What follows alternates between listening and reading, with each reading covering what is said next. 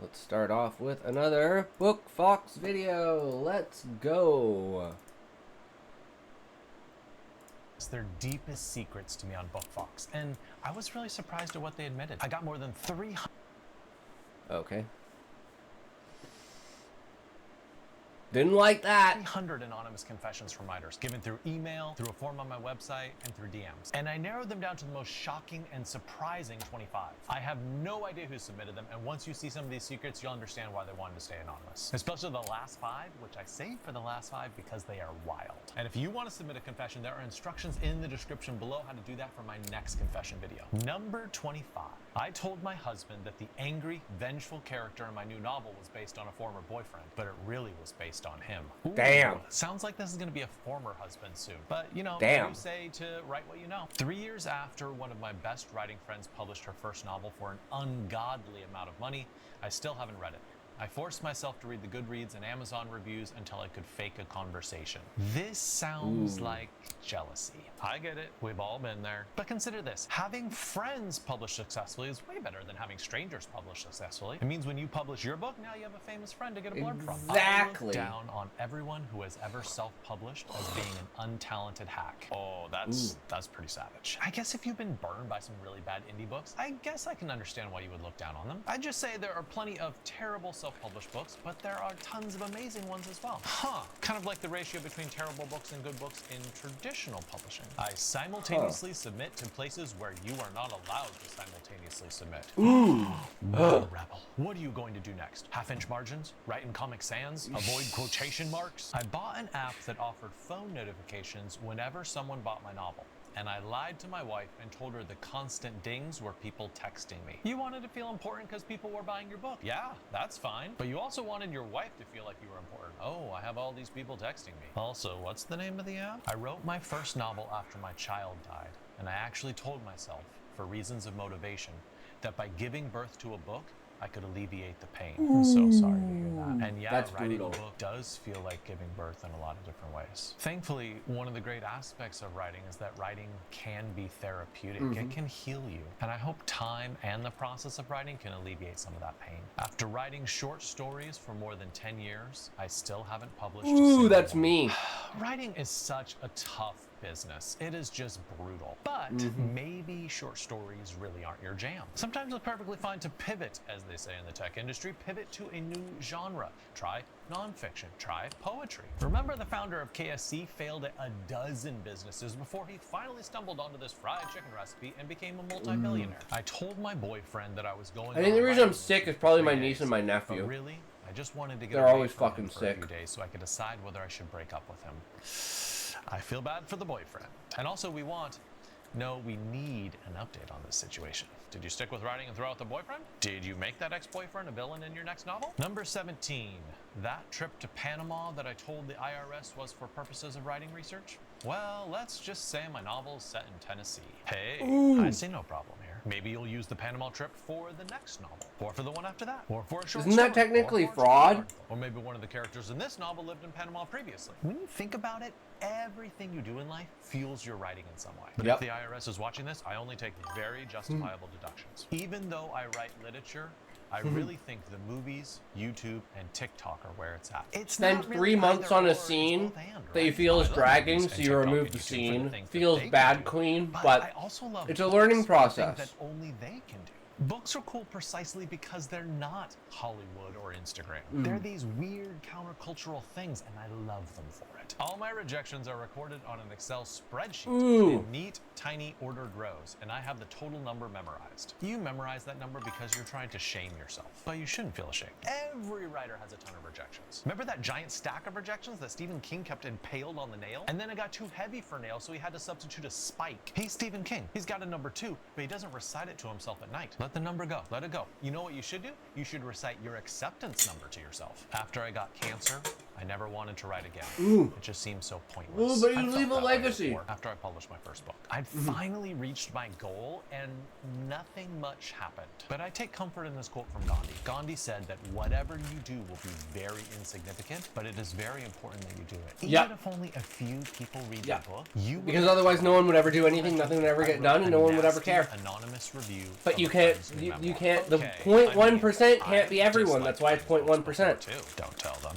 But I can't open this fucking thing. review. I think that might have been crossing the line. Are you sure this is a friend of yours and not more like a frenemy? I plagiarized 2 sentences. What? Is bad. Full stop. Don't do it. But 2 sentences?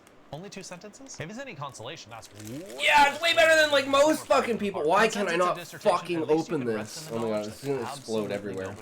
I buy all my books used on Amazon, even though I know I'm defrauding the author and publisher. Okay, it's funny. This is the only confession that I saw multiple times. Writers feel really, really guilty about buying books from Amazon. It's like they know they should patronize indie bookstores, they know they should shop at Bookshop, but they just can't resist those cheap prices of the Amazonian behemoth. I threw away 300 pages of a novel I've been working on for 3 years and still haven't told my agent. This is so common. J.K. Rowling threw away a book called The Private Joke and instead started to write some sort of book about this boy wizard. Stephen King threw out multiple drafts of Carrie before he finally figured out how to write it. When you tell your agent is gonna nod and say, yeah, that's part of the process.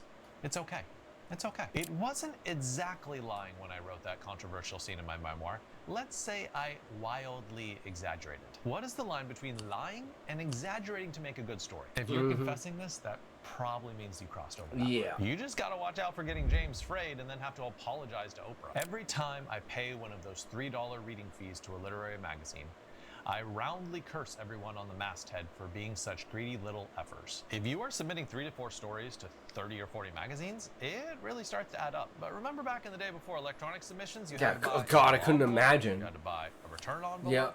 You had to buy stamps. You Yep. had to buy return It was stamps. really Submission fucking has expensive. Never been cheap, and honestly, I'd kind And of you do rather have to spend money to make money. rather than going to the post office. Sometimes when I'm reading a children's book to my 2 kids, I feel like the children's author, using words my 3-year-old could understand, has written far better prose than anything in my novel in progress. I can feel this way while reading almost anything. Children's books are sometimes really good. This person is a way better writer than I will ever be. I hear ya. It can be depressing. But then I wake up the next morning and sit down at my desk and I do my best. At the last AW writing conference, I got propositioned by someone who knew full well I was married. And what did you say? Don't leave us hanging. Okay, because you sound offended, you probably didn't go through with it. And I have to admit, this is definitely part of writing culture. You know what they say about the 2 biggest writing residencies in the world, Yaddo and McDowell? They say the work is better at McDowell, but the sex is better at Yaddo. The rumor is all the writers are sleeping with one another. And drumroll please. Here are the very last 5 confessions. I left them for last because they are shocking. I haven't read a book in 6 months. Hey, you've heard of writer's block, right? Well, this is reader's block. Reader's block is when you just don't feel interested in books and you just can't seem to get into any books and you're just not reading at all. That is okay. It is a season. When you find yourself ready, just find an incredible book to slip back into the habit of reading. What I don't want you to do is to tell yourself you are not a writer because you're not currently reading. Just give it some time. I made more writing 1 erotica novel under a pseudonym than my last 3 literary novels. It can be so frustrating to make art. And fast food books are always going to make more money. If it's any consolation, even William Faulkner wrote Potboilers just to get some cash in his pocket. And then there's also Nicholson Baker, who writes both erotica and serious literary fiction, both under his own name. So it is possible to that's what I would do. Fake Amazon accounts in order to leave glowing reviews of my book. I'm almost more impressed than shocked. Amazon has all these really complex safeguards against people doing these kind of things, so like, I'm impressed you pulled it off. But you shouldn't do it. No, you can get banned for doing that. You that. That warm, glowing feeling inside when you read a review that you wrote. And I actually had a writing professor who did this and was totally unashamed about it. He was like, yeah, of course I left reviews of my own book because my own book's amazing. And we were like, don't do that. Please don't do that. 2, I can only write after I've had a few drinks, and I'm worried about becoming dependent. You're right. It's always bad to mix art with alcohol. No great writer has ever written with alcohol in them. Well, I mean, other than Hemingway. And Fitzgerald, too. King. Faulkner, and Cheever, and Poe, and Steinbeck, And Capote. Oh, and Kerouac, too. Seriously, though, I King. think the fact that you are worried about being dependent is a great sign that you're aware of the problem. Yeah. You're going to take steps to avoid becoming too dependent. I once borrowed a plot idea from a friend, and she never talked to me again. Ooh. You borrowed? Borrowed. I mean, it sounds like you kind of stole it, right? Hey, Yeah. but I get it. We writers are suckers for a good tale. Almost every writer in the world has stolen a story from somewhere else. From myth, an anecdote, a local tale. Stories aren't owned, but in general, it's best not to borrow from those close to us. And if you have a confession that you would like me to include in the next video, send me a video clip according to the instructions in the description. Damn.